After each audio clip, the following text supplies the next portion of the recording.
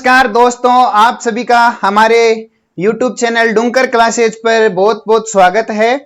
जैसा कि आप मेरे पीछे थंबनेल में देख रहे हैं, आज हम अपना एक नया टॉपिक स्टार्ट कर रहे हैं। टॉपिक का नाम है राजस्थान का जो आधुनिक इतिहास है, उस पर हम चर्चा करेंगे। दोस्तों, आपको YouTube पर प्राचीन राजस्थान का इतिहास, प्राचीन भारत का इतिहास, राजस्थान की अर्थव्यवस्था, काफी सब्जेक्ट आपको विस्तार से मिल जाएंगे। लेकिन दोस्तों, आपको YouTube पर राजस्थान का जो आधुनिक इतिहास है वो आपको विस्तृत रूप से नहीं मिलेगा। तो हमारे चैनल डूंकर क्लासेज पर आपको स्टार्ट 1857 की क्रांति से लेकर राजस्थान के एकीकरण और राजस्थान के प्रमुख व्यक्तित्व तक संपूर्ण क्लासें आपको एक प्लेलिस्ट के तौर पर दी जाएगी। तो मेरा जो भी भाई बहन राजस्थान के कोई भी कॉम्पिटिटिव एग्जाम की तैयारी कर रहा है तो वो हमारे चैनल डूंकर क्लासेज पर जुड़ जाइए। तो चलिए दोस्तों, आज हम हमारे टॉपिक 1857 की क्रांति के पहले पार्ट की शुरुआत करते हैं। चलिए दोस्तों, आज हम हमारा नया टॉपिक स्टार्ट करते हैं। राजस्थान का जो इतिहास है, यानी राजस्थान के आधुनिक इतिहास की हम बात करेंगे। इतिहास का जो जनक है आपका, या राजस्थान का प्रथम इतिहासकार कह लें तो वो आपका कर्नल जेम्स टोड को कहा जाता है। दोस्तों, ये हम हमारे राजस्थान की एक विडंबना समझ सकते हैं कि राजस्थान अपना, देश अपना, परंतु जो हमारा इतिहासकार है या हमारे इतिहास का जो जनक है वो एक विदेशी कैसे हो सकता है। दोस्तों, मेवाड़ का इतिहास लिखा गया, मारवाड़ का इतिहास लिखा गया, सिरोही का लिखा गया, झालावाड़ का लिखा गया, लेकिन किसी ने भी राजस्थान का जो इतिहास है उसे एक संयुक्त रूप से या एक साथ नहीं लिखा। जेम्स टोड के द्वारा क्या किया गया, सभी जगह से कुछ इतिहास की लाइनों को उठाया गया और उन्हें क्रमबद्ध तरीके से लिख दिया गया। और ये बात आप जानते ही हो कि इतिहास को जो क्रमबद्ध तरीके से लिखा जाता है वह इतिहासकार, तो जो इतिहासकार है वो आपका कौन है, राजस्थान का इतिहास का जनक या प्रथम इतिहासकार आप कह सकते हैं कर्नल जेम्स टोड। आपके कर्नल जेम्स टोड का एक उपनाम भी है, इसे घोड़े वाला बाबा भी कहा जाता है। बात करें दोस्तों, अगर कर्नल जेम्स टोड, अब ये राजस्थान का इतिहास का जनक है, तो चलो दोस्तों इसके जन्म से लेकर इसकी मृत्यु तक इसकी पूरी कुंडली निकाल लेते हैं। कर्नल जो जेम्स टोड है आपका, उसका जन्म हुआ था इलंगस्टन प्रांत है जो इंग्लैंड में है, वहां पर 1872 में। ये राजस्थान में आपका प्रथम बार आता, ये भारत में आया था प्रथम बार 1799 ईस्वी में पश्चिम बंगाल में। राजस्थान में ये सर्वप्रथम आया था आपके मांडलगढ़ में 1806। मांडलगढ़ दोस्तों आपका है भीलवाड़ा में। 1813 में ब्रिटिश सरकार ने इसे कर्नल की उपाधि दी। ये आपका इंपॉर्टेंट है कि जेम्स टोड को आपके कर्नल की उपाधि किसने दी, तो वो आपकी दी ब्रिटिश सरकार ने। और कब दी, तो आपकी दी थी 1813 में ब्रिटिश सरकार के द्वारा इसे कर्नल की उपाधि दी गई। 1817 या 1718 ईस्वी में इसे जोधपुर और आपका जो उदयपुर है वहां का, यानी पश्चिमी राजस्थान का, इसे पॉलिटिकल एजेंट, जिसे हम पीए कहते हैं, पॉलिटिकल एजेंट के रूप में नियुक्त किया गया। 1822 ईस्वी में टोड के द्वारा अपने खराब स्वास्थ्य का जो हवाला दिया गया और हवाले के साथ ये पुनः इंग्लैंड के लिए निकलता है। इंग्लैंड के लिए दोस्तों जाते वक्त राजस्थान के लोगों के द्वारा इसे एक शिलालेख भेंट में दिया जाता है, जिसे मानमोरी शिलालेख कहते हैं। ये जो मानमोरी शिलालेख है, मानमोरी शिलालेख को जाते वक्त रास्ते में इसे समुद्र में फेंक दिया गया था, फेंक के इसे नष्ट कर दिया। यानी एक हमारा शिलालेख, अब इसके दिमाग में क्या था क्या नहीं था, लेकिन शिलालेख यहां से लिया गया और रास्ते में समुद्र में मानमोरी शिलालेख को फेंक कर नष्ट कर दिया गया। दोस्तों, ये एक राजस्थान के लिए एक बुक लिखता है 1829 में। बुक का नाम है आपका the annals of antiquities of Rajasthan नामक इसने एक पुस्तक लिखी, जो कि कब लिखी इसने, 1829 में इसके द्वारा ये बुक लिखी गई। इसका दूसरा भाग आपका दोस्तों आया था 1832 में, the central western state Rajputana of India. इन दोनों का जो लेखक है आपका वो कौन है, कर्नल जेम्स टोड।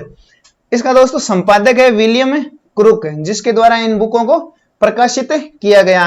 दोस्तों, ये बुक आपकी समर्पित है अपने गुरु यतिज्ञान चंद्र को, जो कर्नल जेम्स टोड का गुरु था, यतिज्ञान चंद्र। दोस्तों 1835 में कर्नल जेम्स टोड का आपके निधन हो जाता है। टोड को दोस्तों आपके घोड़े वाला बाबा भी कहा जाता है। अगर दोस्तों बात करें राजस्थान का प्रथम पूर्ण इतिहासकार, यानी राजस्थान के इतिहास को व्यवस्थित क्रम से लिखा गया कर्नल जेम्स टोड के बाद, यानी जेम्स टोड की जो 2 बुक हमने देखी थी, the annals of antiquities of Rajasthan और the central western state Rajputana of India, इन दोनों किताबों में दोस्तों जो कमी रह गई थी उस कमी को पूरा किया था आपके गौरी शंकर हीराचंद ओझा, जो कि रोहिड़ा गांव सिरोही के रहने वाले हैं, जिसे हम जीएच ओझा भी कहते हैं। इनके द्वारा राजस्थान के पूर्ण इतिहास को क्रमबद्ध तरीके से लिखा गया। तो दोस्तों आज अब हम अपना टॉपिक स्टार्ट करते हैं यहां से, जो कि है आपका स्वतंत्रता आंदोलन या 1857 की क्रांति। तो दोस्तों इसके बारे में जानने से पहले हम इस बात पर चर्चा करेंगे कि दोस्तों ये स्वतंत्रता जो आंदोलन है आपका 1857 की क्रांति, इसका होने का कारण क्या है। दोस्तों इसका होने का पहला कारण है राजस्थान के राजाओं द्वारा आश्रित जो आपकी पार्थक्य की संधि है उसका होना या अधीनस्थ संधि का होना। तो इस आश्रित पार्थक्य की संधि का जनक की बात करें तो इसका जनक है आपका लॉर्ड हेस्टिंग्स। लॉर्ड हेस्टिंग्स इसका जनक था। दोस्तों राजस्थान के राजाओं का इस संधि को करने का रीजन अगर हम बात करें तो इसका एक प्रमुख रीजन ये था कि राजस्थान पर बार बार मराठाओं का आक्रमण होना। आप ये मान के चलिए दोस्तों, मराठाओं के द्वारा राजस्थान के राजाओं को जम के लूटा गया, बार बार लूटा गया, हर बार आक्रमण किया गया और राजस्थान के राजाओं को लूटा गया। एक कारण यह है। दूसरा कारण अगर हम बात करें तो राजस्थान के राजाओं का आपस में ही झगड़ना, यानी औरंगजेब की मृत्यु के बाद राजस्थान एक प्रकार से एक अजायब घर बन चुका था, जिसमें आपस में सभी लोग झगड़ रहे थे। जोधपुर बीकानेर पे आक्रमण कर रहा था, बीकानेर चूरू पे कर रहा था, हनुमानगढ़ पे कर रहा था। इस प्रकार आपसी लड़ाइयां होने लगी, तो अंग्रेजों ने इस बात का फायदा उठाया।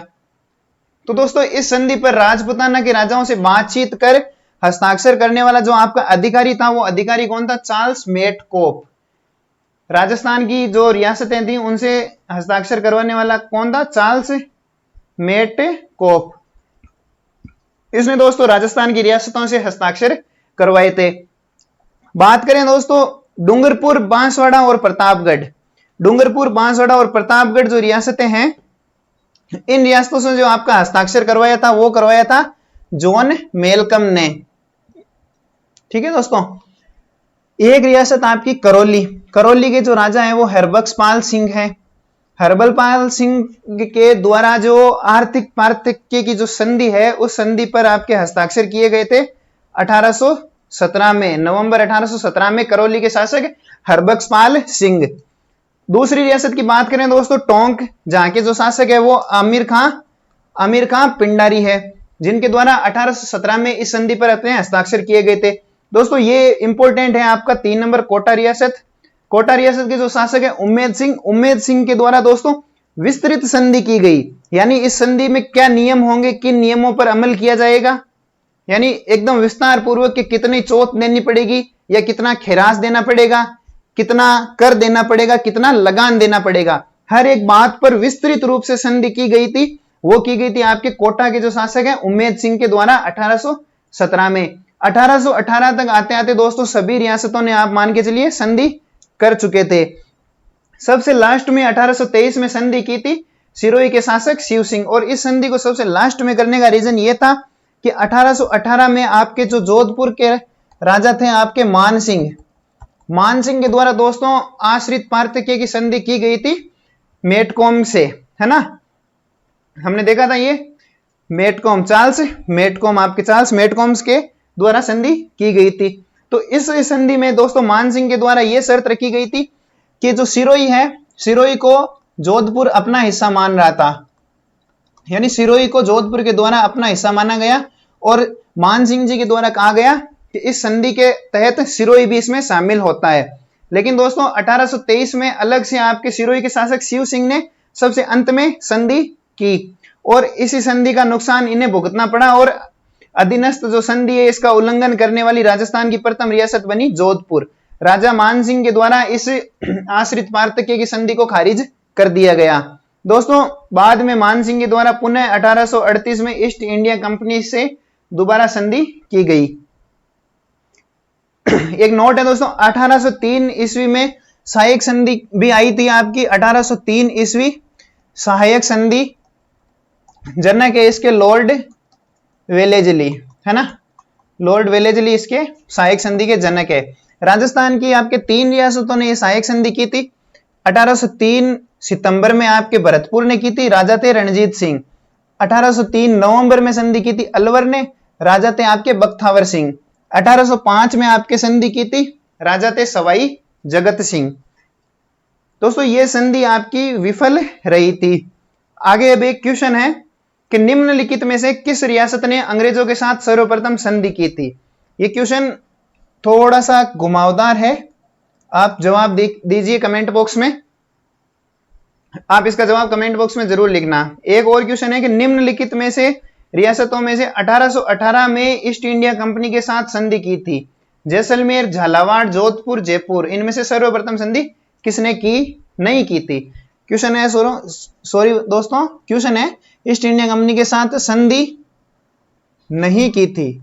आप यहां नहीं कीजिए कि संधि किसने नहीं की थी। इनमें से सबसे जो नवीनतम आपकी रियासत है वो दोस्तों झालावाड़ रियासत है, ठीक है, जिसकी स्थापना आपके 1838 में की गई थी। अधीनस्थ संधि की जो आपकी शर्तें हैं उन पर चर्चा करते हैं। ईस्ट इंडिया कंपनी राजस्थान में व्यापार करेगी, बदले में वे मराठा व पिंडारियों के आक्रमण से राजपूताना के राजाओं की सुरक्षा करेगी। ये देखिए यहां पर लिखा हुआ है, ईस्ट इंडिया कंपनी राजस्थान में व्यापार करेगी, बदले में मराठा व पिंडारियों के आक्रमण से राजपूताना के राजाओं की रक्षा करेगी। दूसरी उनकी शर्त थी कि ईस्ट इंडिया कंपनी राज्य के आंतरिक मामलों में हस्तक्षेप नहीं करेगी, जिस पर ईस्ट इंडिया कंपनी कतई खरी नहीं उतरी थी। इसने हर बार राजस्थान की रियासतों के आंतरिक मामलों में आप मान के चलिए हस्तक्षेप किया था, लेकिन शर्त में ये देखिए यहां था कि ईस्ट इंडिया कंपनी राजस्थान के आंतरिक मामलों में हस्तक्षेप नहीं करेगी। दूसरा था आपके दो राज्य आपस में न कोई युद्ध करेंगे, दो राज्य आपस में न कोई युद्ध करेंगे ना ही संधि। ईस्ट इंडिया कंपनी अपने सैनिकों की संख्या में वृद्धि करेगी, सेना का जो निर्माण करेगी और उस सेना का जो खर्च होगा वह राजपूताना के राजाओं से लिया जाएगा। जो रियासतें मराठाओं को चोट नहीं देती थी ईस्ट इंडिया कंपनी उनसे खिराज भी नहीं वसूलेगी। तो राजस्थान की एक रियासत थी दोस्तों आपकी जैसलमेर। जैसलमेर रियासत सही मायनों में देखा जाए तो न तो मराठा वहां तक पहुंच सके थे चोट वसूलने के लिए और ना ही अंग्रेज। तो दोस्तों जैसलमेर रियासत आपकी खिराज, ना जैसलमेर रियासत ने कभी खिराज दिया था अंग्रेजों को और ना ही जैसलमेर रियासत ने मराठों को चोट दिया था। छठी शर्त थी कि अंग्रेजों के मित्र राजाओं के मित्र होंगे और अंग्रेजों के जो शत्रु है वे राजाओं के भी शत्रु होंगे। दोस्तों राजाओं के द्वारा रियासती सेनाओं को भंग किया गया। दोस्तों रियासती सेनाओं को भंग करने का एक रीजन यह था कि अंग्रेजों के द्वारा सेना का निर्माण किया गया। दोस्तों राजाओं के दिमाग में यह बात डाली गई कि अगर सैनिकों का निर्माण हम कर रहे हैं, हम खुद एक सेना बना रहे हैं और मराठों और पिंडारियों से आपकी सुरक्षा हम कर रहे हैं, तो आप लोग अपनी अर्थव्यवस्था को बढ़ाइए, न कि आप अपनी एक लिमिटेड सेना रख के उस पर खर्च कीजिए।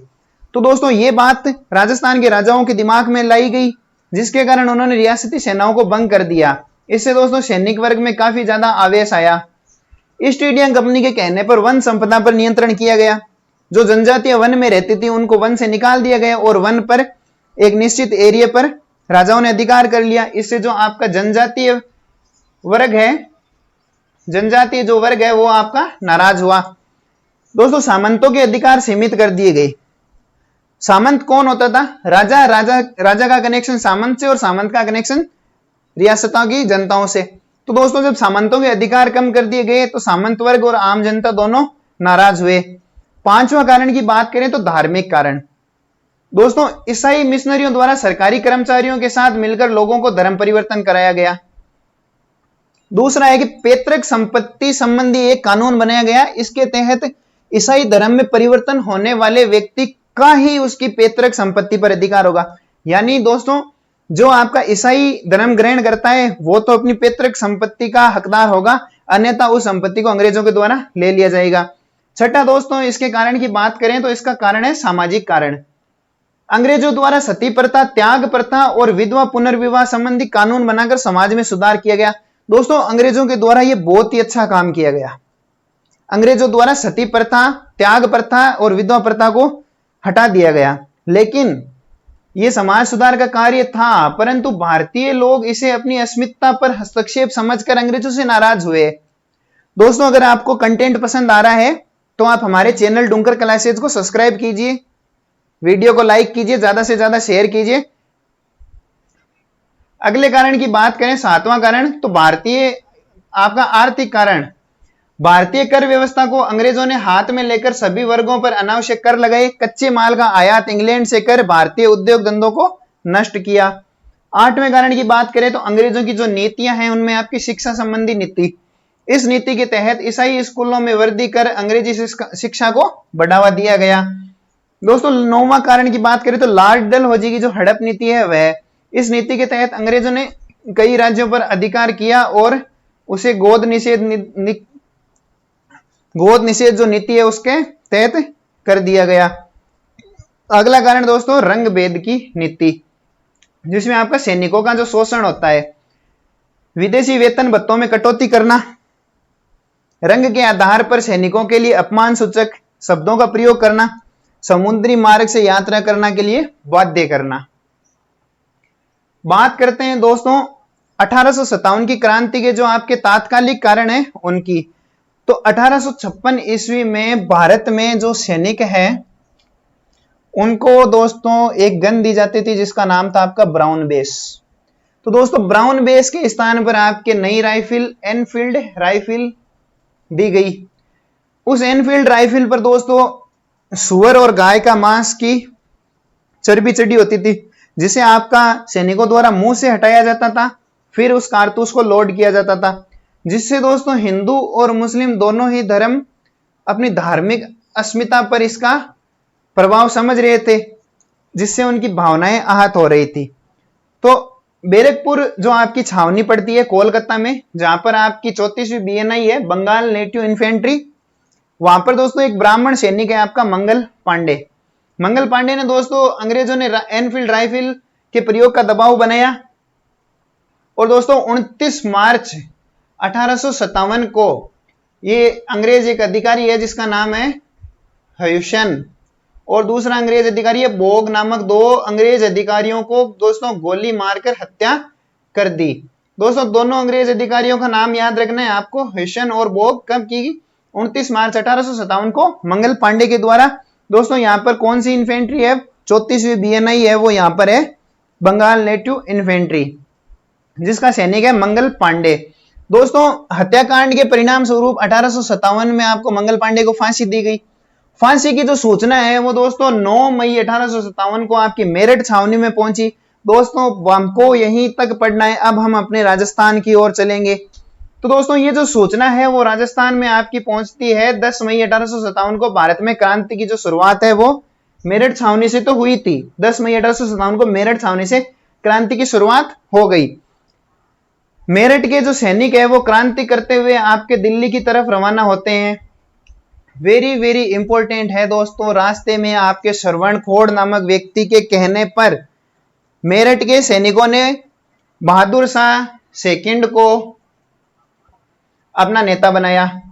बहादुर शाह सेकंड ने पूरे भारत में जो क्रांति की निश्चित दिनांक है वो 31 मई 1857 तय की। लेकिन दोस्तों अपने राजस्थान वाले तो माहौल बनाने में है ही एक्सपर्ट। दोस्तों राजस्थान में इसकी जो सूचना है वो 19 मई 1857 को आपका जो माउंट आबू है, माउंट आबू में आई। क्रांति की जो शुरुआत है 28 मई नसीराबाद अजमेर से हो गई। बहादुर शाह जफर ने 31 मई तय की ये तारीख। राजस्थान में प्रारंभ होती है 28 मई को। बहुत तेज है भाई राजस्थान वाले, है ना। क्रांति के समय राजस्थान में जो स्थिति थी उस पर चर्चा करें तो राजस्थान में कुल 6 छावनियां थी दोस्तों। पहली छावनी थी नसीराबाद सैनिक छावनी। इस छावनी की बात करें तो इसकी स्थापना आपके डेविड ओक्ट्रोलोनी ने की थी। डेविड ओक्ट्रोलोनी डेविड ओक्ट्रोलोनी ने इसकी स्थापना की थी। इस डेविड ओक्ट्रोलोनी की दोस्तों जो आपकी उपाधि है वो उपाधि है नसीर की।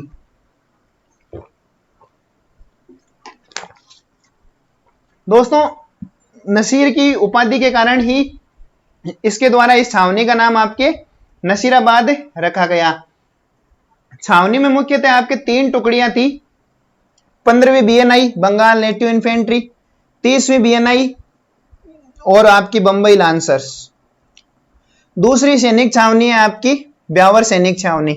दोस्तों ब्यावर जो आपका शहर है, ब्यावर शहर व सैनिक छावनी की जो आपकी स्थापना है वो आपकी किसके द्वारा की गई थी? डिक्सन के द्वारा। और दोस्तों आज भी आपके ब्यावर शहर में इस डिक्सन की पूजा होती है, ठीक है ना। ये इंपॉर्टेंट क्वेश्चन है, ये क्वेश्चन आता है कि राजस्थान में किस अंग्रेज अधिकारी की पूजा होती है, तो वो आपकी पूजा होती है डिक्सन की ब्यावर में। पूरे भारत को ब्यावर का अंतिम शहर के रूप में जिसके चारों ओर परकोटा बना हो, यानी ब्यावर पूरे भारत का अंतिम शहर है जिसका निर्माण परकोटे के रूप में किया गया था।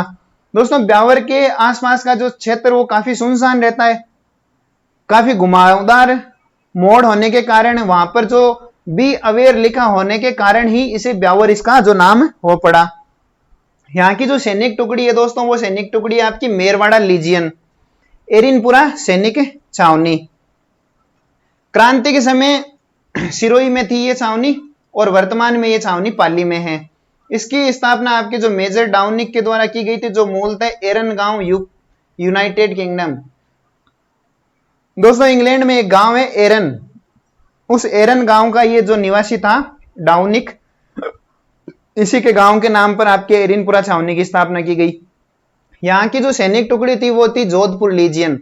दोस्तों इस जोधपुर लीजियन में सर्वाधिक सैनिक आपके उत्तर प्रदेश के थे, जो कि अपना पूर्वी राज्य है। इस कारण यहाँ के जो सैनिक हैं उन्हें क्या कहा जाता था? पूर्विया कहा जाता था, ठीक है ना। ये याद रखना है, यहाँ के सैनिकों को क्या कहा जाता था? पूर्विया। अगली छावनी की बात करें दोस्तों, देवली छावनी टोंक में है। यहां पर कौन सी टुकड़ी थी? कोटा लीजियन थी। खेरवाड़ा छावनी जहां पर थी भील लीजियन।